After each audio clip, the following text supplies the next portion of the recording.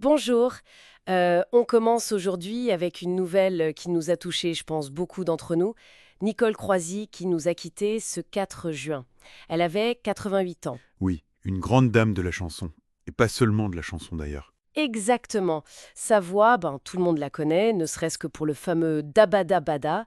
Elle a vraiment traversé les époques. Tout à fait. Et c'est l'occasion, si on peut dire, de revenir sur son parcours, un parcours vraiment exceptionnel. Pour ça, on va s'appuyer sur les articles qui lui rendent hommage, bien sûr, mais aussi sur une analyse académique assez intéressante. Ah oui? Oui, de la revue Transposition, ça parle de la façon dont les chanteuses d'aujourd'hui expriment ce qu'ils appellent les passions tristes. Les passions tristes, comme la jalousie, le chagrin d'amour, ce genre de choses. C'est ça.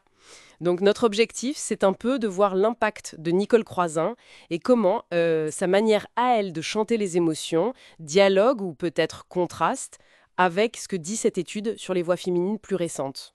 D'accord, intéressant, comme mise en perspective. Alors allons-y. Ce qui est frappant chez elle, d'abord, c'est sa polyvalence, non? Ah oui, clairement.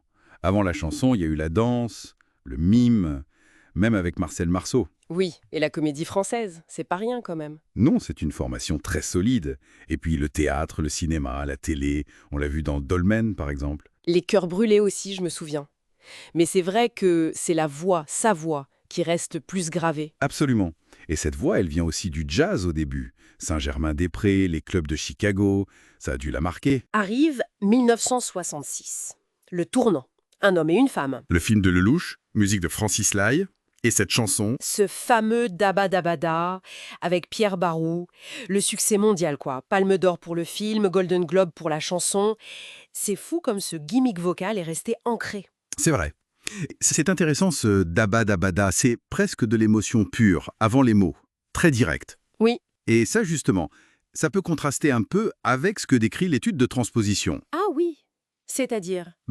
L'étude signée Stéphane Chaudière, elle suggère que certaines artistes aujourd'hui, elles abordent ces fameuses passions tristes, Le chagrin, la jalousie. voilà, non plus seulement avec l'émotion brute, mais parfois avec une sorte d'objectivité ou même une critique. Une critique. De quoi? Parfois des dynamiques de pouvoir, des schémas, disons patriarcaux, qui peuvent être à l'origine de cette souffrance. On n'est plus juste dans la plainte, tu vois? D'accord. Donc c'était comme si elles analysaient un peu leurs propres sentiments dans la chanson. Une mise à distance. C'est un peu ça. L'étude parle d'énonciation, qui parle est-ce qu'une voix qui subit passivement ou une voix qui observe, qui analyse, qui prend du recul. Mhm. Et elle parle aussi du refus du ressentiment. L'idée de ne pas rester bloqué dans l'amertume, mais de la dépasser. Parfois avec ironie, comme Barbara par exemple. Barbara, oui, bien sûr. C'est passionnant comme approche. Et alors, si on revient à Croisille, ces grands succès des années 70, parlez-moi de lui. Une femme avec toi, téléphone-moi. Comment on les situe par rapport à ça? Alors, ce sont des chansons magnifiques, très fortes émotionnellement. L'émotion est très directe, très incarnée. Oui. Elles correspondent peut-être plus à une tradition où l'interprète vit vraiment le sentiment et nous le transmet de façon intense. Sans forcément cette distance critique dont parle l'étude pour les plus récentes. Mais attention, dans Une femme avec toi, il y a quand même une affirmation forte, non? Ah oui, tout à fait. Il y a une revendication d'indépendance, une force.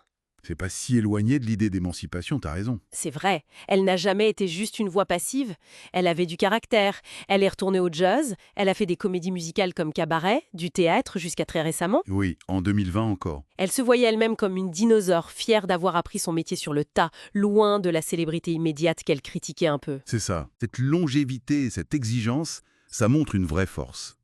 L'idée n'est pas de dire qu'une approche est meilleure qu'une autre, bien sûr. Non, non, C'est juste de voir comment l'expression des sentiments, notamment féminins, a pu évoluer dans la chanson. Croisy, elle incarne une époque, avec une puissance et une sincérité incroyables. oui. Bon, pour résumer un peu, on retient quoi? Nicole Croisy, une artiste vraiment complète, une voix emblématique, évidemment liée au Dabadabada, et puis une présence sur scène jusqu'au bout. Exactement. Une carrière riche qui montre une vraie dévotion à son art. Et ce parallèle avec l'analyse des passions tristes aujourd'hui, ça nous invite à réfléchir, non? Sur comment on chante l'amour, ses joies, ses peines, et comment ça change. Tout à fait. Ça reflète peut-être aussi des changements plus généraux dans la société, sur la place des femmes, l'expression de soi. Oui, c'est ça. Et d'ailleurs, pour finir, une petite piste de réflexion, l'étude suggère qu'une parole vraiment libre, qui dépasse la simple plainte, ce n'est pas forcément lié au genre de l'artiste. Intéressant.